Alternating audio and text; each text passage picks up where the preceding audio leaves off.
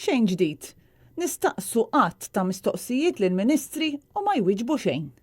Din id-darba kien imiss lill-Ministru Konrad Mizzi li affaċċajnieh b'numru ta' domandi dwar l-Air Malta.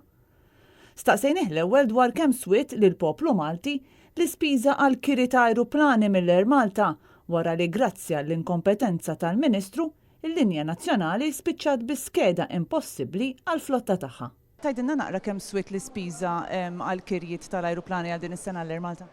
L-Air Malta, niċċekkjalek l-informazzjoni dak huwa kollu ppubblikat fil-financial statements. Provajna mbagħad nistaqsuh kemm swiet id-deal li firma dan l-aħħar mal-klabb Ingliż ta' Manchester United. Hawnhekk ukoll reġa' ma weġibx. Li nista' ngħidlek huwa li obviously hemm commercial sensitivities, però Sa tgħidilna lanqas inti ftit ċans.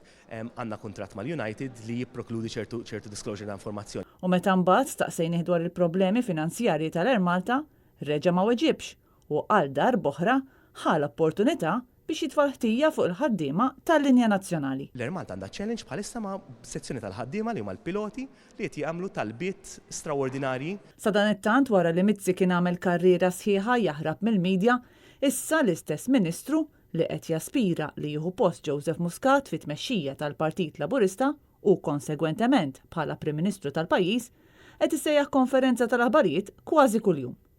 Dan minkejja li Joseph Muscat ftit tal-jimilu ġibet widnejn diversi ministri u deputati fosthom Konrad Mizzi u Ian Borg u qallhom iżommu rridni fuq dik li l-kampanja tagħhom għat-tmexxija tal-Partit Laburista.